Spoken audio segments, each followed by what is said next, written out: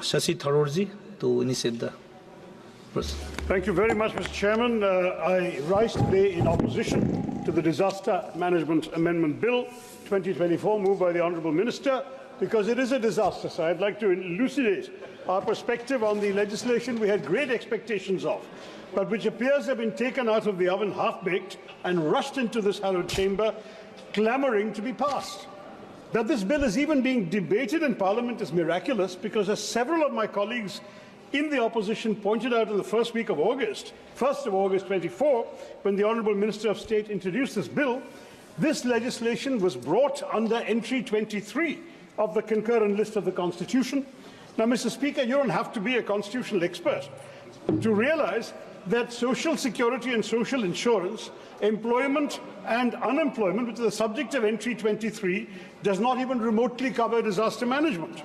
It's another matter that had the government actually tried legislating on the issue of unemployment, unemployment in India might not be in such disastrous shape.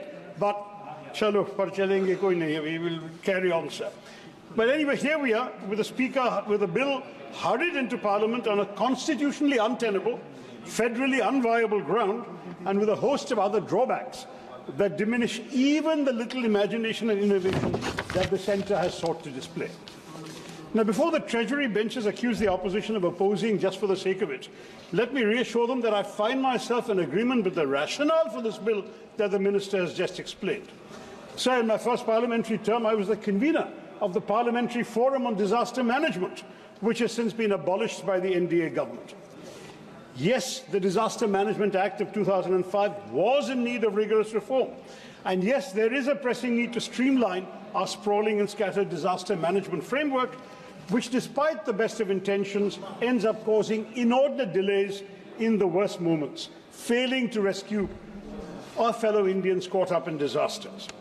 Now, we see, and he's right to say, human lives, infrastructure, Mother Nature, all of these things are affected by disasters.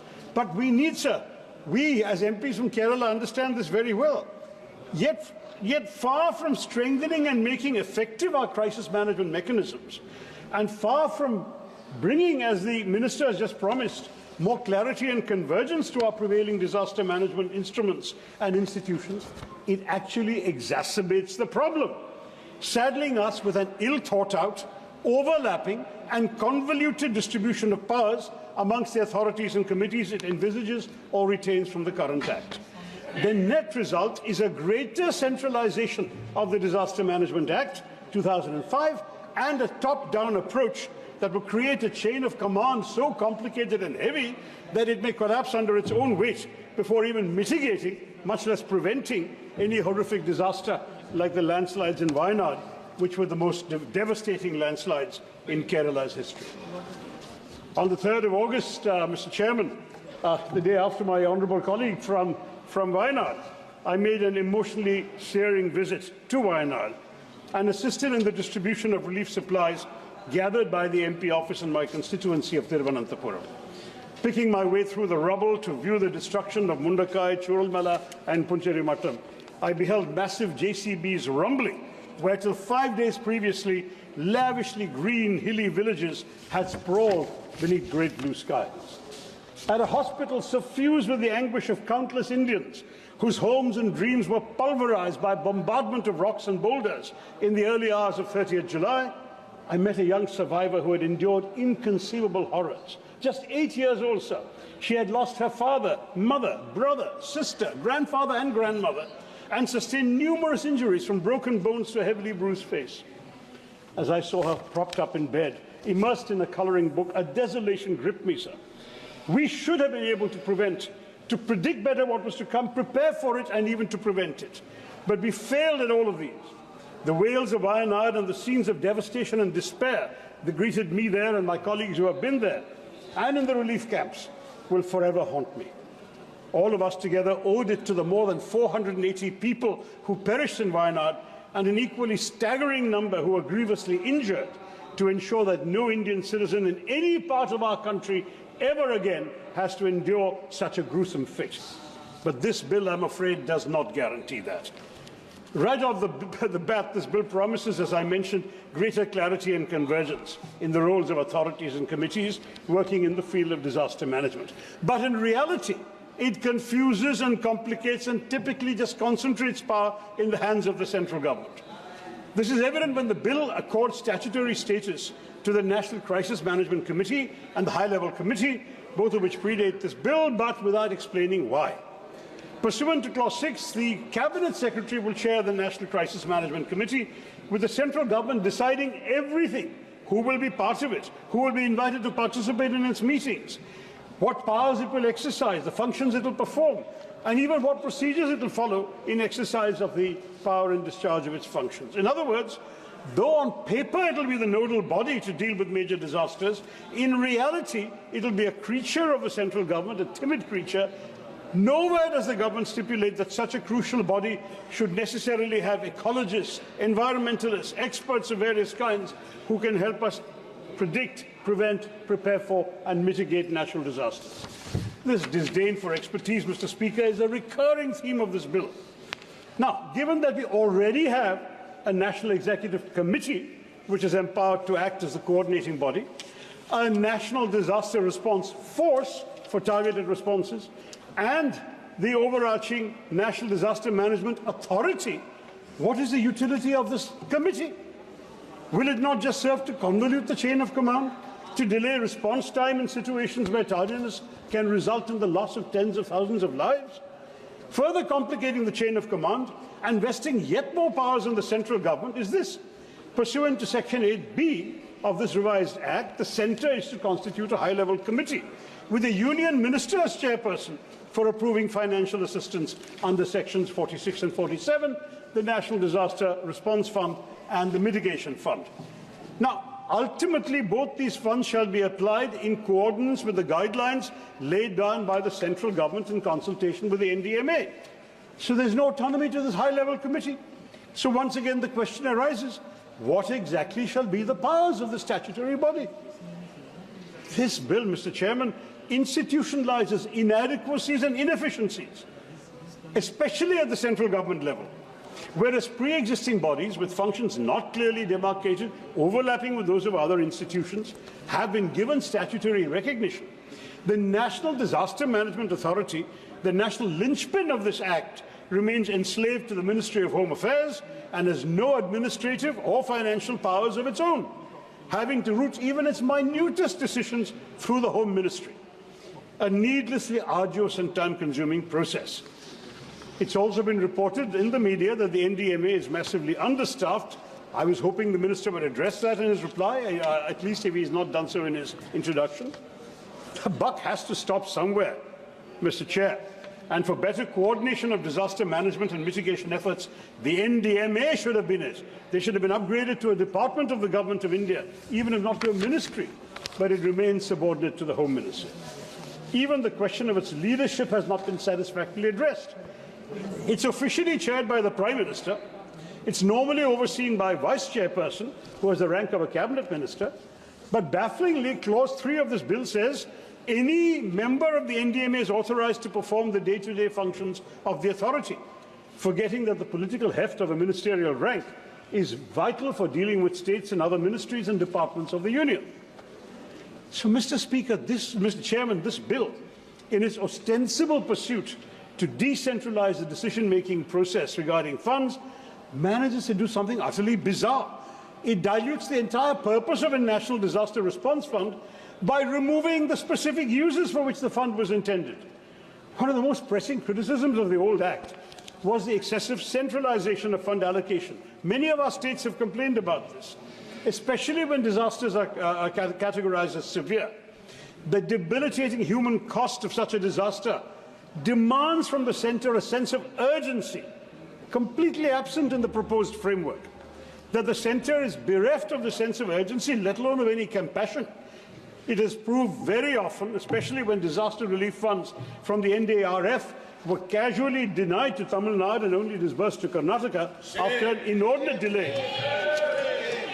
In 2023, when Tamil Nadu and Karnataka found themselves on the brink of catastrophe, they were compelled to move the Supreme Court to access the much-needed NDRF funds. Funds they had a claim to.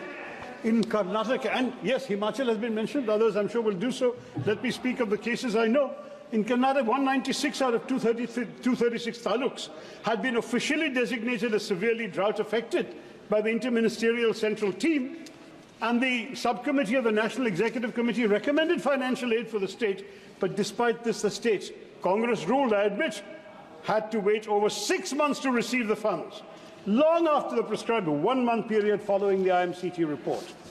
This deplorable delay deprived the state of essential resources to protect its citizens and frankly violated the fundamental right to life of the people of Karnataka. Tamil Nadu suffered a similar fate as well, especially in the aftermath of Cyclone Michaung, when there was a complete dearth of necessary funds and the central government was indifferent. Now, while we in Kerala had long been demanding that the Wayanad landslide be declared a national disaster, this request was dismissed in a letter to me by the MOS Home on 10th November, claiming there were sufficient funds in the State Disaster Relief Fund. The justification provided was that existing guidelines under SDRF and NDRF offer no provisions for such a declaration. The lack of financial aid from the NDRF, under the perversely misguided assumption that the SDRF would suffice, has left us in an unenviable position, sir. With no interim aid forthcoming, Kerala has been left with no option but to insist on the declaration of a landslide as a level 3 disaster, which will at least allow for the mobilization of some resources and support.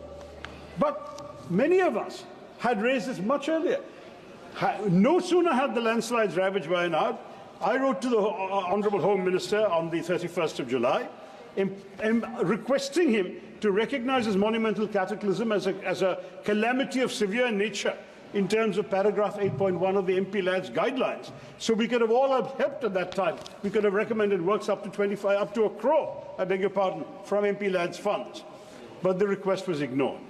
The Minister of State wrote to me in early November to tell me that the Inter-Ministerial Central Team, IMCT, had visited Wayanad from the 8th to 10th of August, and the central government would take action based on its request. August, sir. They're supposed to take action within 1 month according to the existing Act. To this date, no action has been taken, and no additional funds have been arranged for Wayanad, sir. How can we accept this? Now, this bill, Mr. Chairman, is an excellent case of minimum decentralization, maximum declaration, at which, of course, this government excels. Indeed, even one of the bill's better provisions is undermined by the government's refusal to walk the talk. I refer to the creation of separate urban disaster management authorities in state capitals and cities with municipal corporations, except Delhi and Chandigarh. This has been introduced to foster greater coordination than what is possible under the disaster management authorities in our big urban centres. But even while it takes a step which otherwise I would have applauded, the centre fails to provide for any necessary financial devolution, without which this measure will be toothless, sir. While the government appears to have recognized that district administrations across India should tackle emerging threats on their own terms and in line with local conditions, it has overlooked the dismal fact that in our country the total municipal expenditure accounts for barely 0.79% of GDP. Paise kahan hai? Given that this bill focuses on disaster risk reduction rather than post-disaster management, it's crucial that the government realize that urban local bodies need to be financially empowered, as in other countries, to amass resources to institute, equip and run urban disaster management authorities and discharge their risk reduction obligations to the letter. For risk reduction activities to be conducted at the local level, the creation of infrastructure that bolsters the vitality and vigor of urban local bodies is vital. But this bill is silent on the issue, offering no real resources to revitalize India's urban local bodies. Now, this creation of these bodies could have been a good step towards sustainable urban spaces, but it will be useless without effective devolution of finances and authority, Mr. Minister. This needs to be amended, this half-baked provision. Another damaging aspect of this bill: it seeks to weaken the National Executive Committee and the State Executive Committees, staffed to the level of secretaries to the governments of India and the states, which are supposed to formulate national level and state level disaster management plans. If this bill passes, the NDMA and the SDMAs will instead assume this power. At the same time, these committees will remain the coordinating bodies for relief, rehabilitation and reconstruction during and after natural disasters, saddling them in effect with the responsibility for exercising disaster management plans that they did not formulate. So you've got to execute something that you did not actually come up with. This flies in the complete logic of the original purpose of these committees, which was to foster greater collaboration amongst various ministries, sir, of the union and state governments. Federalism, cooperative federalism. Where is the cooperative federalism here? So the bill's major weakness has throughout been its inability to innovate on institutional mechanisms to deal with disaster risk. Although it achieves coordination for greater risk management, it offers no clarity on how to achieve such coordination in practice amongst a wide range of institutions, split both vertically and horizontally, and including non-government, private and civil society elements. By the way, Mr. Chairman, and the Minister has not noted this, disaster relief, rehabilitation and reconstruction is still not a justiciable right in India.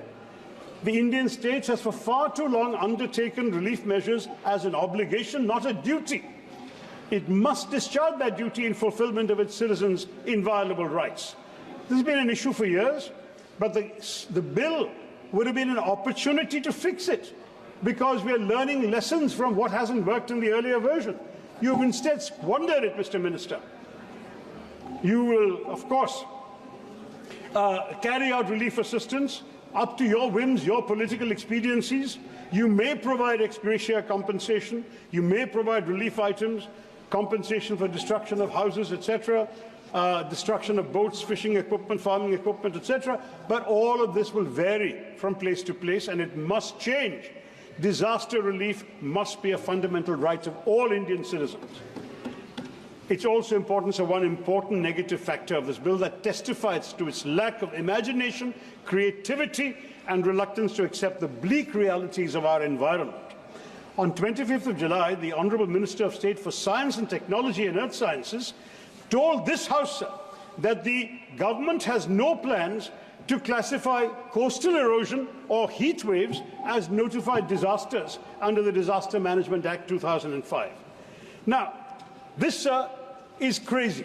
We need to expand the list of notified disasters given our own experience since the Act was passed in 2005. To this day, the disasters eligible for assistance under the NDRF remain limited to cyclones, floods, droughts, earthquakes, landslides, and so on.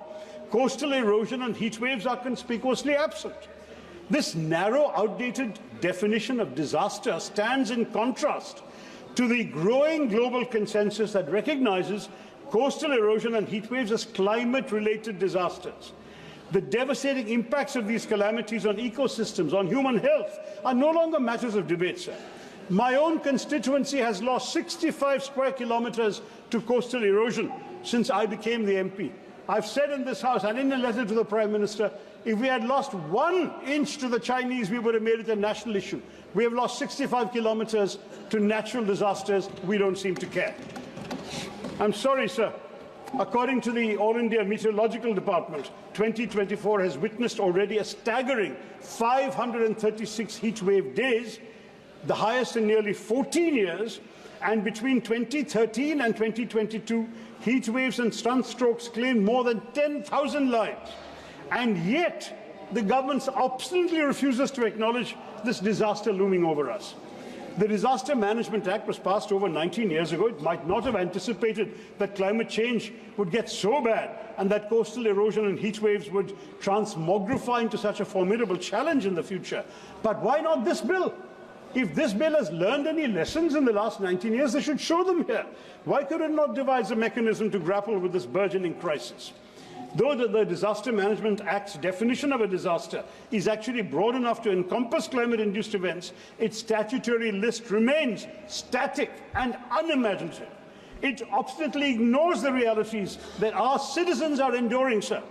This is a dangerous oversight, as the impacts of such events, widespread loss of life, destruction of livelihoods, are no less severe than the devastation wrought by floods or earthquakes. In failing to adapt, we risk exposure to avoidable calamities. The government demonstrates its indifference to the plight of those numerous Indians who perished because of heat stroke or lost their homes and livelihoods to coastal erosion. Therefore, the NDMA needs to enhance its capacity to prevent climate change from becoming disasters, such as unprecedented landslides in Wayanad's case, heat waves and storms. Let's not forget, sir, that amongst the primary contributors to the Wayanad calamity were a host of issues, not just excessive rainfall, as the Home Minister mentioned. These were widespread deforestation, with 62% of Wayanad's forests having disappeared since 1950, ceaseless soil erosion, made more relentless by rainwater seeping into loose topsoil, which reduces soil cohesion and contributes to landslides, and soil piping, the formation of underground tunnels because of subsurface soil erosion. I won't go on, sir, but the fact I want to say very simply is that climate change is worsening the situation, especially with more flash floods and landslips being triggered by merciless, ruthless monsoons. With the warming of the Arabian Sea creating deep cloud systems which result in brief spells of ruthlessly intense rainfall, Kerala will be yet more vulnerable to landslides. We must take stock of these facts, uncomfortable though they may be, and seek to confront them head on, Mr. Chair. Sir. Thank you. Sir, I will wrap up. I just need 2 minutes for one last point, sir. We wanted this bill. We wanted it to be imaginative and innovative. But we have seen none of that. We have not seen financial administrative preparedness. Instead, it is just a testament of the government's insistence to rush it through Parliament. But let me ask the Honourable Minister in all earnestness, what good will bulldozing this bill through Parliament do if it cannot prevent another Wayanad? Where are the provisions for disaster prevention, like landslide mapping, coastal protection measures? It will not do India and Indians any good merely to create a framework that does not actually devolve any powers upon the states, upon local urban bodies, upon self-government units in our country. Thank you, Shri What is Shashi needed, sir? Tharoor. 1 minute. Stricter streamlining of a scattered policy framework. There is far too many authorities and bureaucratic muddles. An end to the concentration of powers in the centre's hands. A genuine attempt to learn from our failures at navigating past disasters and keep up with the challenging realities of climate change. A revised bill should allow for expertise, independent of committees, streamline and clarify the role of the bodies. And next speaker, Shri Trivendra Singh Rawat ji. Given, Please conclude. It should also give MPs a right to be heard. 1 second. I'm just finishing. It should make disaster relief a legal right, revive the Parliamentary Forum on disaster management to give the MPs' views a chance to be heard. And this bill does not have any of these qualities. Therefore, it must be returned to the drawing board, and I urge the Minister to withdraw the bill. Thank you very much, sir, and Jai Hind.